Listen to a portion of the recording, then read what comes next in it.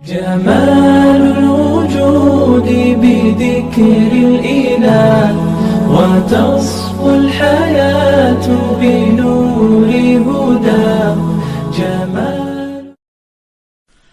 إن الله لا يستحيي أن يضرب مثلا ما بعوضة فما فوقها فأما الذين آمنوا فيعلمون أنه الحق من ربهم وأما الذين كفروا فيقولون ماذا أراد الله بهذا مثلا يضل به كثيرا ويهدي به كثيرا وما يضل به إلا الفاسقين الذين ينقضون عهد الله من بعد ميثاقه ويقطعون ما أمر الله به أن يوصل ويفسدون في الأرض أولئك هم الخاسرون. یہ سورہ بقرہ کی 26ویں آیت ہے اور اس کا ماقبل سے یعنی پہلے کے مضمون سے تعلق یہ ہے کہ اللہ تبارک و تعالی نے اسلام کے بنیادی عقائد بیان کرتے ہوئے توحید، رسالت اور آخرت تینوں کا اس سے پہلے ذکر کیا. اس میں سے رسالت کا ذکر کرتے ہوئے نبی کریم سرور دو عالم صلی اللہ علیہ وسلم کی نبوت کی ایک بڑی واضح دلیل یہ بیان فرمائی کہ اللہ تبارک و تعالی نے ان پر ایک ایسا کلام اتارا ہے جس کے بارے میں ساری دنیا کو یہ چیلنج دیا جا رہا ہے کہ وہ اس جیسا کوئی کلام بنا کر لے آئیں، مگر کوئی لا نہیں سکا نہ لا سکتا ہے. یعنی اس کی فصاحت اتنی بڑی، اس کی بلاغت ایسی عظیم، اس کا بیان اتنا مؤثر اور اس کے حقائق اتنے اعلیٰ درجے کے ہیں کہ کوئی بھی شخص اس جیسی کوئی ایک صورت بھی بنا کر نہیں لا سکتا. تو یہاں اللہ تبارک و تعالی نے یہ بات ذکر فرمائی ہے اور اس کی طرف اشارہ کیا ہے کہ کافر لوگ جن کو یہ چیلنج دیا گیا تھا وہ اس چیلنج کا کوئی جواب تو دے نہ سکے. یعنی کوئی شخص بھی کوئی ایسی صورت یا کوئی ایسا کلام بنا کر نہیں لا سکا جو قرآن کریم جیسا ہو یا قرآن کریم کی کسی ایک چھوٹی سے چھوٹی صورت جیسا ہو. قاعدہ یہ ہوتا ہے کہ جب آدمی کسی بڑے کام سے عاجز ہو جاتا ہے اور لاجواب ہو جاتا ہے تو بعض اوقات وہ بہت ہی اوچھے قسم کے اشکالات اور اعتراضات کیا کرتا ہے. اسی قسم کا ایک اوچھا اعتراض بعض کافروں نے قرآن کریم پر یہ کیا تھا کہ آپ کہتے ہیں کہ قرآن کریم بڑی اعلیٰ درجے کی کتاب ہے، اللہ کا کلام ہے اور اس کا مقام بہت اونچا ہے، مگر ہم دیکھتے ہیں کہ اس میں بہت ہی حقیر قسم کی مخلوقات کا ذکر آیا ہے. مثلا یہ کہ اس میں ایک جگہ پر فرمایا گیا ہے کہ مکھی کا ذکر ہے، چنانچہ ایک جگہ فرمایا گیا ہے کافروں سے خطاب کرتے ہوئے کہ تم جن بتوں کی عبادت کرتے ہو ان بتوں کی بے بسی کا حال تو یہ ہے کہ اگر کوئی مکھی آ کر ان کی کوئی چیز چھین کر لے جائے تو یہ چھڑانے کی بھی طاقت نہیں رکھتے. ان یسلبہم الذباب شیئا لا یستنقذوہ منہ. اور یہ بھی کہ یہ لوگ جن بتوں کو تم اللہ تبارک و تعالیٰ کے مثل قرار دیتے ہو یہ کوئی مکھی پیدا کرنے کی بھی طاقت نہیں رکھتے. لن یخلقوا ذبابا ولو اجتمعوا لہ. اسی طرح ایک موقع پر اللہ تبارک و تعالیٰ نے کافروں کے دلائل کو بودا اور کمزور بیان کرنے کے لیے ان کو مکڑی کی گھر کی سے تشبیہ دی ہے کہ جو کچھ یہ دلائل پیش کرتے ہیں وہ مکڑی کے جالے سے زیادہ، مکڑی کے گھر سے زیادہ بودے اور کمزور ہیں. تو یہاں اللہ تبارک و تعالی نے ایک مثال دیتے ہوئے مکڑی کی مثال دی ہے. تو جیسا میں نے عرض کیا کہ قرآن کریم کی معانی پر، اس کی فصاحت پر، اس کی بلاغت پر کوئی معقول اعتراض کرنے کا تو موقع ملا نہیں. نہ اس کی مثل لانے کا موقع ملا. اس لیے انہوں نے یہ اچھا اعتراض کیا کہ اگر یہ اللہ تبارک و تعالیٰ کی کتاب ہوتی اور اس کا درجہ کوئی بلند ہوتا تو اس میں مکھی اور مکڑی جیسی بے حقیقت اور حقیر چیزوں کا ذکر نہ ہوتا. اور چونکہ اس میں مکھی کا ذکر آیا ہے یا مکڑی کا ذکر آیا ہے یا کسی اور حقیر مخلوق کا ذکر آیا ہے تو اس لیے ہم اس کو اللہ کا کلام نہیں مان سکتے. اس کے جواب میں اللہ تبارک و تعالیٰ نے یہ آیت نازل فرمائی ہے جس کی میں نے ابھی تلاوت کی، اور اس کا ترجمہ یہ ہے کہ اللہ تبارک و تعالیٰ فرماتے ہیں کہ ان اللہ لا یستحیی ان یضرب مثلا ما بعوضۃ فما فوقہا، کہ بے شک اللہ اس بات سے نہیں شرماتا کہ وہ کسی بات کو واضح کرنے کے لیے کوئی بھی مثال دے، چاہے وہ مچھر جیسی معمولی چیز کی ہو یا کسی ایسی چیز کی جو مچھر سے بھی زیادہ معمولی ہو. اب جو لوگ مومن ہیں وہ خوب جانتے ہیں کہ یہ مثال ایک حق بات ہے جو ان کے پروردگار کی طرف سے آئی ہے. البتہ جو لوگ کافر ہیں وہ یہی کہتے ہیں کہ بھلا اس حقیر مثال سے اللہ کا کیا مطلب ہے. اس طرح اللہ اس مثال سے بہت سے لوگوں کو گمراہی میں مبتلا کرتا ہے اور بہت سو کو ہدایت دیتا ہے، مگر وہ گمراہ انہی کو کرتا ہے جو نافرمان ہیں. تو خلاصہ اس جواب کا یہ ہے کہ اللہ تبارک و تعالیٰ نے یہ فرمایا کہ یہ بڑی احمقانہ بات ہے کہ محض کتاب میں مچھر کے یا مکھی کے یا مکڑی کے ذکر آ جانے کی وجہ سے آپ اس کتاب کو قابل اعتراض سمجھیں یا اس کو اللہ کا کلام ماننے سے انکار کریں. ارے بھائی، اگر معاملہ ہی مکھی کا بیان کرنا ہوگا، معاملہ ہی مچھر کا بیان کرنا ہوگا یا معاملہ ہی مکڑی کا بیان کرنا ہوگا تو ظاہر ہے کہ اس کی جگہ مچھر مکڑی اور مکھی کی جگہ کوئی اور شیر اور بھیڑیا تو نہیں کہا جائے گا. جب مثال دی جا رہی ہے کسی حقیر چیز کی تو حقیر چیز ہی مثال میں بیان کی جائے گی. یہ تو نہیں ہو سکتا کہ مثال تو دی جا رہی ہے حقیر چیز کی یا معمولی چیز کی. حقیر تو اللہ تعالیٰ کی کوئی بھی مخلوق نہیں ہے، لیکن معمولی کہہ سکتے ہیں. تو کسی معمولی چیز کی مثال دینا مقصود ہے اور اس کی جگہ آدمی کوئی بڑی مخلوق کی مثال دے دے، یہ تو اور زیادہ احمقانہ بات ہوگی. تو یہ اتنا احمقانہ اعتراض ہے کہ کوئی بھی سلیم الطبع انسان اس کو صحیح تسلیم نہیں کر سکتا. کہ سوال تو یہی ہے کہ جس چیز کی مثال دینی ہے وہ اسی کے مطابق دی جائے گی. اس کو اگر حقیر یا معمولی چیز کی مثال دینی ہے تو معمولی چیز ہی کا ذکر کیا جائے گا. اس سے نہ کلام کی فصاحت و بلاغت پہ کوئی اثر پڑتا ہے اور نہ اس کلام کی اعلیٰ درجے کی صفات کے اوپر اس سے کوئی برا اثر پڑتا ہے. یہ تو اللہ تبارک و تعالی اگر اس کے برعکس ہوتا کہ مثال تو دینی تھی چھوٹی چیز کی اور ذکر چھوٹی چیز کا آنا تھا اور اس کی جگہ کوئی بڑی چیز کا ذکر کر دیا تو یہ زیادہ فصاحت و بلاغت کے خلاف بات ہوتی اور یہ زیادہ قابل اعتراض ہوتی. یہ بات موجودہ بات تو کوئی بھی قابل اعتراض نہیں ہے. یہ کچھ ایسی بات ہے، ایسے ہی اعتراض ہے جیسے کہ ایک لطیفہ مشہور ہے کہ کوئی شخص دوسرے کے پاس گیا تھا کہ قرآن کریم کا ایک نسخہ میرے لیے تیار کر دو. وہ اچھا کاتب تھا تو اس نے قرآن کریم کا نسخہ تیار کیا اور جب نسخہ تیار کر کے اس کو دیا تو اس نے عجیب معاملہ دیکھا کہ جہاں جہاں شیطان کا لفظ آیا تھا اس نے شیطان کی جگہ کسی پیغمبر کا نام لکھ دیا، یا کسی جگہ جہاں جہاں کافر کا ذکر آیا تھا تو کافر کی جگہ مسلم لکھ دیا. تو پوچھا بھائی یہ کیا حرکت کی ہے؟ تو کہنے لگا کہ جی اللہ کا تعالیٰ کا کلام ہے، اس میں شیطان کا ذکر نہیں ہونا چاہیے، اس لیے میں شیطان کی جگہ میں نے یہ مقدس نام لکھ دیے. تو یہ اعتراض کچھ اسی قسم کا تھا کہ یہ مکھی اور مچھر کا ذکر کیوں آ رہا ہے قرآن کریم میں. ایک معمولی عقل کا آدمی بھی اس کو صحیح تسلیم نہیں کر سکتا.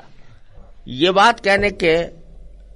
دوران اللہ تبارک و تعالی نے ایک اہم مسئلہ یہ بیان فرمایا ہے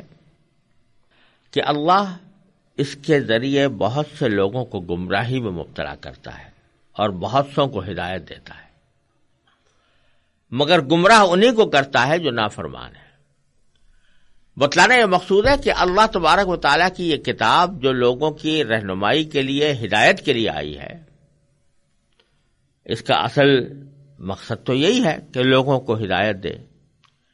لیکن جب لوگ ضد پر، ہر دھرمی پر آمادہ ہو جائیں اور اتنے اعلیٰ کلام کے مقابلے میں ایسے بیہودہ اعتراضات لگانے لگے اور انہوں نے اپنا ہر دھرمی کا طریقہ اختیار کر لیا ہو، تو پھر اللہ تبارک و تعالی اسی قرآن کے ذریعے ان کو گمراہی میں مبتلا کر دیتے ہیں۔ اسی لیے قرآن کریم کے بارے میں نبی کریم سرور دو عالم صلی اللہ علیہ وسلم نے ارشاد فرمایا ہے کہ القرآن حجت لک او علیک، یہ قرآن یا تو تمہارے لیے دلیل بنے گا تمہارے نیک اعمال کی، یا تمہارے خلاف دلیل بنے گا آخرت میں۔ تو قرآن تو نازل ہو رہا تھا صدیق اکبر پر بھی، فاروق اعظم پر بھی، یعنی نازل ہو رہا تھا ان کے لیے بھی، ان کے سامنے پڑھا جا رہا تھا، اور صدیق اکبر کے لیے بھی، حضرت فاروق اعظم کے لیے بھی، عثمان غنی اور علی مرتضیٰ کے لیے بھی، اور رضی اللہ تعالیٰ عنہ اجمعین، اور سورہ تمام صحابہ کرام کے سامنے۔ لیکن ان حضرات کی تو ہدایت میں اضافہ کر رہا تھا، اور یہی قرآن ابو جہل اور ابو لہب اور دوسرے کافروں کے سامنے بھی پڑھا جا رہا تھا، مگر جوں قرآن کریم کی آیتیں نازل ہوتی ان کی گمراہی میں اور اضافہ ہوتا۔ وجہ کیا ہے کہ پہلے قسم کے جو لوگ تھے انہوں نے اپنے دل کے دروازے حق کو قبول کرنے کے لیے بند نہیں کیے تھے، وہ طالب حق تھے، لہذا جب حق بات ان کے سامنے آئی تو انہوں نے بے تأمل ان کو قبول کر لیا۔ اور دوسرے قسم کے لوگوں نے یہ طے کر رکھا تھا یا قسم کھا رکھی تھی کہ ہمیں ایمان نہیں لانا۔ جب ایمان نہیں لانا تو ہر طرح کے اعتراضات اس کے اوپر کرنے ہیں، تو اسی قسم کا ایک اعتراض یہ بھی انہوں نے کیا تھا۔ اس لیے جب انہوں نے ہر درمی کا طریقہ اپنایا تو پھر اللہ تعالیٰ کی سنت یہ ہے کہ اس ہر درمی اور عناد کے نتیجے میں پھر اللہ تبارک و تعالیٰ ان کو گمراہی میں ہی پڑا رہنے دیتا ہے۔ یہی معنی ہے کہ اللہ تعالیٰ اس کے ذریعے بہت سوں کو تو ہدایت عطا فرماتا ہے اور بہت سوں کو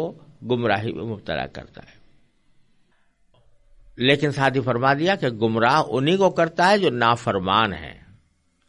یعنی جو پہلے ہی سے یہ بات طے کیے بیٹھے ہیں کہ ہمیں بات ماننی نہیں ہے۔ تو ظاہر ہے جب انہوں نے خود وہ راستہ اختیار کر لیا تو اللہ تبارک و تعالیٰ بھی ان کو گمراہی میں پڑا رہنے دیتا ہے اور گمراہ کر دیتا ہے۔ لہذا اس سے سبق یہ مل رہا ہے کہ آدمی کو ہر وقت حق کا طالب رہنا چاہیے، اور ہر وقت اس کو یہ ذہن میں رکھنا چاہیے کہ مجھے حق کی ضرورت ہے،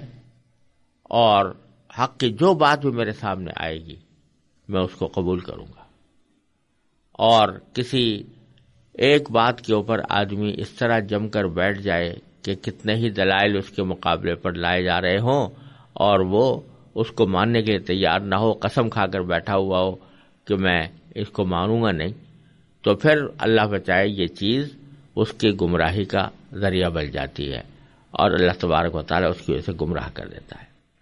پھر اگلی آیتوں میں اللہ تبارک و تعالیٰ نے جو فرمایا تھا کہ صرف نافرمانوں ہی کو گمراہ کرتا ہے، تو اس نافرمانوں کی کچھ صفات بیان فرمائی۔ کوئی نافرمان لوگ کیسے ہیں، کیسے ہوتے ہیں، تو وہ اگلی آیت میں ان کا بیان فرمایا ہے کہ الذین ینقضون عہد اللہ من بعد میثاقہ ویقطعون ما امر اللہ بہ ان یوصل ویفسدون فی الارض اولئک هم الخاسرون۔ تو یہ تین صفتیں بیان فرمائی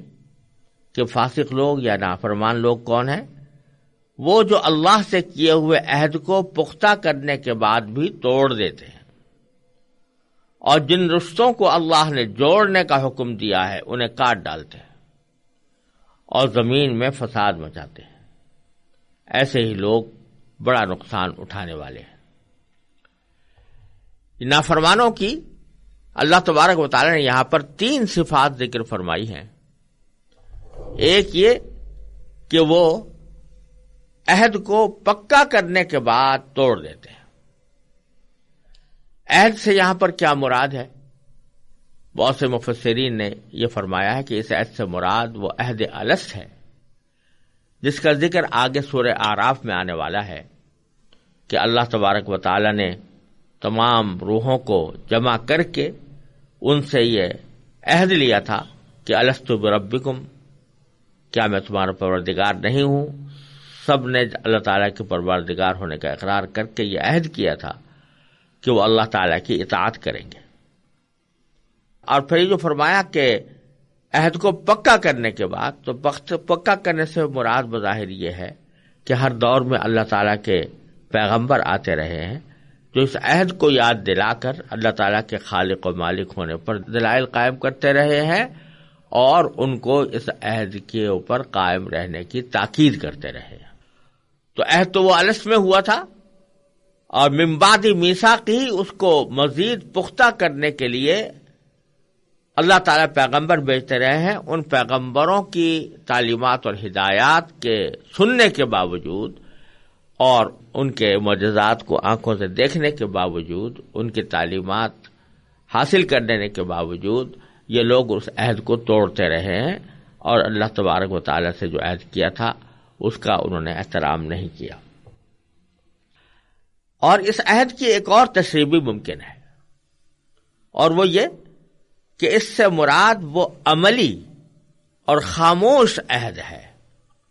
جس کو آج کل کی اصطلاح میں کہہ سکتے ہیں کہ ٹیسٹ کوویننٹ ہے، جو ہر انسان پیدا ہوتے ہی اپنے خالق اور مالک سے کرتا ہے. یہ ایسا ہی ہے جیسے ہر شخص جو کسی ملک میں پیدا ہوتا ہے وہ اس ملک کا شہری ہونے کے ناطے یہ خاموش عہد کرتا ہے کہ وہ اس ملک کے قوانین کا پابند ہوگا. خواہ زبان سے اس نے کچھ نہ کہا ہو، لیکن اس کا کسی ملک میں پیدا ہونا ہی اس عہد کے قائم مقام ہے. یہی وجہ ہے کہ جو لوگ کسی ملک کے اندر پیدا ہوتے ہیں ان کو اس ملک کا شہری قرار دینے کے لیے کسی عہد نامے کو پڑھنے کی ضرورت نہیں ہوتی، اور نہ اس کے لیے کوئی باقاعدہ اہتمام کرنا پڑتا ہے. وہ پیدا ہو گئے تو بس خود بخود اس ملک کے شہری بن گئے. لیکن جو لوگ جو باہر سے آتے ہیں اور کسی ملک کی شہریت اختیار کرتے ہیں ان کو باقاعدہ ایک عہد نامہ کرنا پڑتا ہے اس ملک کے ساتھ، اس کی شرائط تسلیم کرنی پڑتی ہیں. تو اسی طرح جب ایک بندہ، ایک انسان پیدا ہوا اللہ تبارک و تعالیٰ کی کائنات میں، اس کی پیدا کی ہوئی کائنات میں، تو اس نے یہ خاموش عہد کر لیا کہ میں اس کائنات میں زندگی گزارتے ہوئے اپنے پیدا کرنے والے کی ہدایات کے مطابق رہوں گا اور اس کی تعلیمات پر عمل کروں گا. اس عہد کے لیے زبان سے کچھ کہنے کی ضرورت بھی نہیں. غالباً اسی وجہ سے اگلی آیت میں اللہ تعالیٰ نے فوراً یہ ارشاد فرمایا ہے کہ تم اللہ تعالیٰ کے ساتھ کفر کا طرز عمل آخر کیسے اختیار کر لیتے ہو، حالانکہ تم بے جان تھے، اسی نے تمہیں زندگی بخشی. یعنی اگر ذرا غور کرو تو تنہا یہ بات کہ کسی نے تمہیں پیدا کیا ہے تمہاری طرف سے یہ عہد و پیمان ہے کہ تمہارے لیے اس کی نعمتوں کا اعتراف اور اس کے بتائے ہوئے طریقے پر چلنا لازمی ہوگا. ورنہ یہ کون سی عقل اور کون سے انصاف کا تقاضا ہے کہ پیدا تو اللہ تعالیٰ کرے اور فرمان برداری اس کے بجائے کسی اور کی جائے. پھر اس خاموش عہد کو مزید پختہ کرنے سے مراد یہ ہے کہ اللہ تعالیٰ اپنے پیغمبروں کے ذریعے متواتر تمہیں اس عہد کی یاد دہانی کراتا رہا ہے، اور ان پیغمبروں نے وہ مضبوط دلائل تمہارے سامنے پیش کیے ہیں جن سے یہ عہد مزید پختہ ہو گیا ہے کہ انسان کو ہر معاملے میں اللہ تعالیٰ کی اطاعت کرنی ہے. تو ایک صفت تو ان نافرمانوں کی یہ بیان فرمائی گئی ہے کہ یہ عہد کو پختہ کرنے کے باوجود توڑ ڈالتے ہیں. یعنی اللہ تبارک و تعالیٰ سے جو عہد کیا تھا کہ ہم آپ کی اطاعت کریں گے تو اطاعت نہیں کرتے، اللہ تعالیٰ کے حکم کی نافرمانی کرتے. اور دوسری صفت یہ بیان فرمائی کہ وہ یقطعون ما امر اللہ بہ ان یوصل، کہ اللہ تعالیٰ نے جن رشتوں کو جوڑنے کا حکم دیا ہے یہ اس کو کاٹ ڈالتے ہیں۔ اس سے مراد رشتہ داروں کے وہ حقوق پامال کرنا ہے جنہیں صلہ رحمی کہا جاتا ہے۔ یہاں اگر دیکھا جائے تو اللہ تعالیٰ نے ان کافروں کی 3 صفات بیان فرمائی ہیں۔ ایک یہ کہ وہ اللہ سے کیا ہوا عہد توڑتے ہیں، دوسرا یہ کہ وہ رشتہ داروں کے حقوق پامال کرتے ہیں، اور تیسرا یہ کہ زمین میں فساد مچاتے ہیں۔ ان میں سے پہلی چیز اللہ تعالیٰ کے حقوق سے متعلق ہے، یعنی نہ وہ اللہ تعالیٰ کے بارے میں وہ عقیدہ رکھتے ہیں جو رکھنا چاہیے،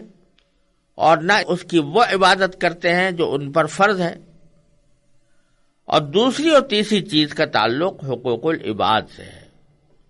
اللہ تعالیٰ نے مختلف رشتوں کے جو حقوق مقرر فرمائے ہیں ان کی ٹھیک ٹھیک ادائیگی سے ہی ایک پاکیزہ معاشرہ وجود میں آتا ہے۔ اگر ان رشتوں کو کاٹ کر باپ بیٹے، بھائی بھائی، شوہر اور بیوی ایک دوسرے کے حقوق پامال کرنا شروع کر دیں تو وہ خاندانی نظام تباہ ہو جاتا ہے جس پر ایک صحت مند تمدن کی بنیاد قائم ہوا کرتی ہے۔ لہذا اس کا لازمی نتیجہ زمین میں فساد کی صورت میں نکلتا ہے۔ اسی لیے قرآن کریم نے رشتوں کو کاٹنے اور زمین میں فساد مچانے کو سورہ محمد میں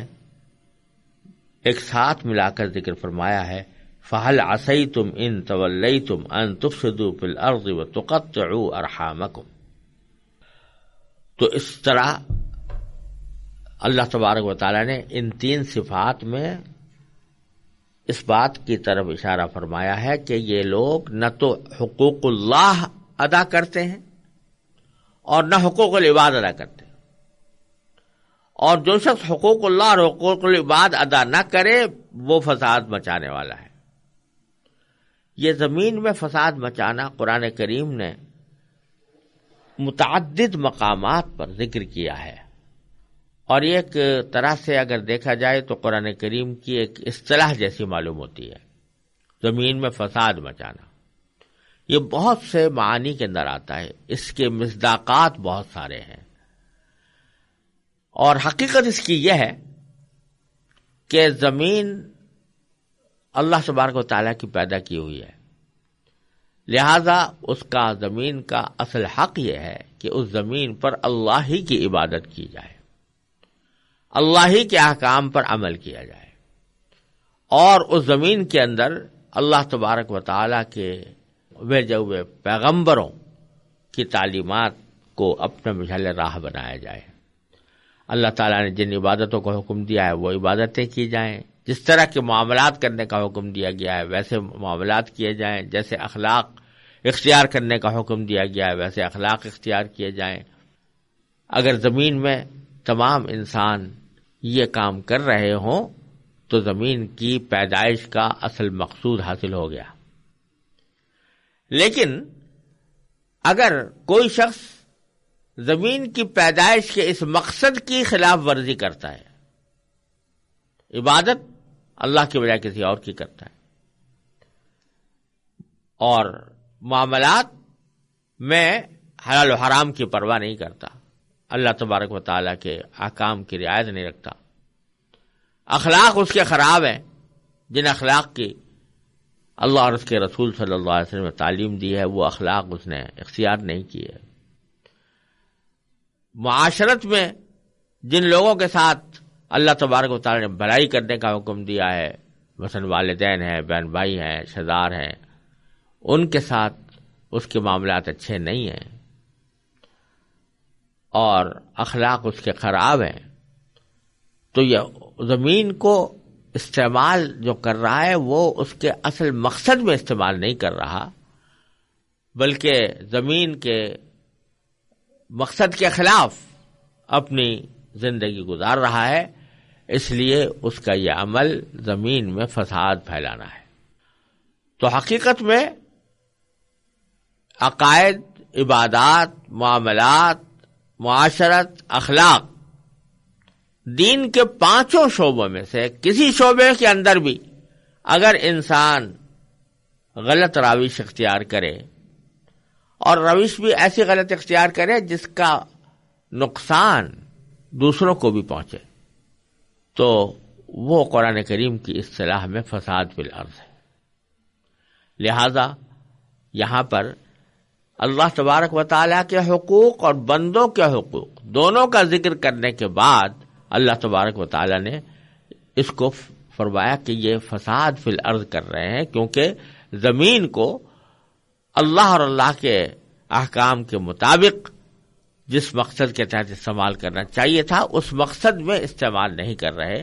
لہذا یہ فساد فی الارض ہے، یہ زمین میں فساد مچانے والے ہیں۔ پھر اللہ تبارک و تعالیٰ کا ایک اسلوب یہ ہے کہ جب کوئی حقیقت بیان فرماتے ہیں اور لوگوں کو کسی حقیقت کی طرف دعوت دیتے ہیں یا کسی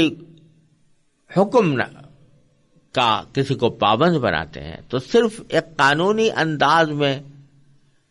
ایک حکم جاری کر دینے کا طریقہ نہیں ہے اللہ تبارک و تعالیٰ کا، کیونکہ اللہ تبارک و تعالیٰ جہاں حاکم ہے وہاں رب بھی ہیں، پروردگار بھی ہیں، رحیم و کریم بھی ہیں، لہذا وہ صرف قانون جاری کر دینے پر اکتفا نہیں فرماتے، بلکہ قانون کے آگے پیچھے کوئی ایسا اسلوب بھی اختیار فرماتے ہیں جو نصیحت کا اسلوب ہوتا ہے، شفقت کا اسلوب ہوتا ہے اور بلانے والا ہوتا ہے، دل میں نرمی پیدا کرنے والا ہوتا ہے۔ چنانچہ اللہ تبارک و تعالیٰ نے اس کی اگلی آیت میں وہی اسلوب اختیار کرتے ہوئے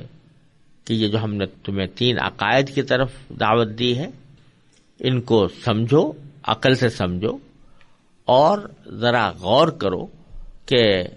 اس کے خلاف جو تم نے راستہ اختیار کیا ہوا ہے وہ تمہارے لیے کتنا نامناسب ہے۔ چنانچہ فرمایا کیف تکفرون باللہ وکنتم امواتا فاحیاکم ثم یمیتکم ثم یحییکم ثم الیہ ترجعون، یعنی تم اللہ کے ساتھ کفر کا طرز عمل آخر کیسے اختیار کر لیتے ہو، حالانکہ تم بے جان تھے، اسی نے تمہیں زندگی بخشی، پھر وہی تمہیں موت دے گا، پھر وہی تم کو دوبارہ زندہ کرے گا اور پھر تم اسی کے پاس لوٹ کر جاؤ گے۔ یہ وہ ناصحانہ مشفقانہ انداز ہے کہ عقلی باتیں تو اپنی جگہ پر رہیں اور عقلی دلائل اپنی جگہ پر رہے، لیکن خود سوچو کہ تم خود یہ تسلیم کرتے ہو کہ تم بے جان تھے، اللہ تعالیٰ نے تمہیں زندگی بخشی اور موت آئے گی تو وہ بھی اسی کی طرف سے آئے گی، اور حقیقت تو یہ ہے کہ اس کے بعد پھر لوٹ کر تو اسی کے پاس جاؤ گے، تو پھر اللہ کے ساتھ کفر کا طرز عمل تم کیسے اختیار کر لیتے ہو؟ یہ ایک ناصحانہ اور مشفقانہ انداز میں یہ جملہ فرمایا۔ اور پھر اگلی آیت میں اللہ تبارک و تعالیٰ نے اپنے ان انعامات کا ذکر کیا جو پوری انسانیت کے اوپر حاوی ہیں۔ فرمایا هو الذی خلق لکم ما فی الارض جمیعا ثم استوى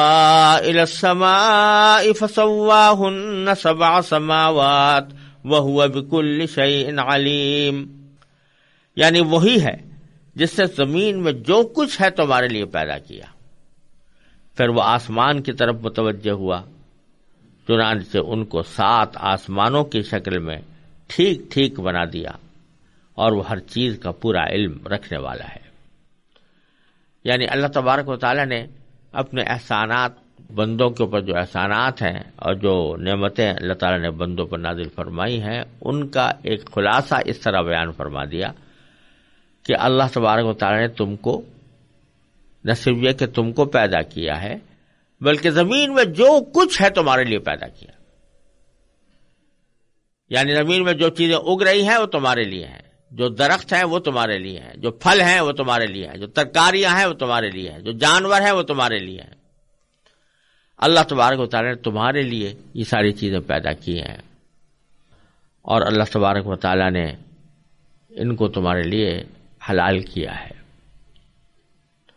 اور یہیں سے فقہاء کرام نے یہ مسئلہ بھی مستنبط کیا ہے کہ اس کائنات میں جتنی بھی چیزیں ہیں اللہ تبارک و تعالیٰ کی پیدا کی ہوئی ہیں، ان کا استعمال میں اصل یہ ہے کہ بندے کے لیے وہ حلال ہے، تاوقت کہ کسی چیز کی حرمت کی کوئی دلیل نہ آ جائے، جب تک حرمت کا کوئی حکم نہ آ جائے، ناجائز ہونے کا حکم نہ آ جائے، یا قرآن کریم میں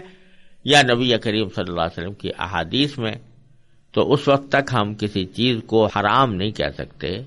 ناجائز نہیں کہہ سکتے، بلکہ چونکہ اللہ تعالیٰ نے زمین کی ساری چیزیں ہمارے نفع کے لیے پیدا کی ہیں، لہذا وہ اس وقت تک حلال رہیں گی جب تک کہ ان کے خلاف کوئی حلال ہونے کے خلاف کوئی دلیل ہمارے سامنے نہ آ جائے۔ تو اللہ تعالیٰ فرما رہے ہیں کہ زمین میں تو یہ حال ہے کہ ہم نے تمہارے لیے سب کچھ تمہارے لیے پیدا کیا، اور پھر ہم نے فرمایا کہ آسمان بھی پیدا کیے ہیں، اور 7 اوپر تیرے نیچے آسمان پیدا کیے ہیں، وہ بھی ہمارا ہی کارنامہ ہے۔ اور یہ مشرکین عرب بھی مانتے تھے کہ آسمان کا پیدا کرنے والا اللہ تعالیٰ ہے۔ تو جب یہ بات مانتے ہو تو پھر کیسے تمہارا دل اس بات پر آمادہ ہو جاتا ہے کہ اس کی عبادت کو چھوڑ کر کسی اور کی عبادت اور بندگی شروع کر دو؟ وَهُوَ بِكُلِّ شَيْءٍ عَلِيمٌ، اور وہ اللہ تعالیٰ ہر چیز کو خوب جاننے والا ہے۔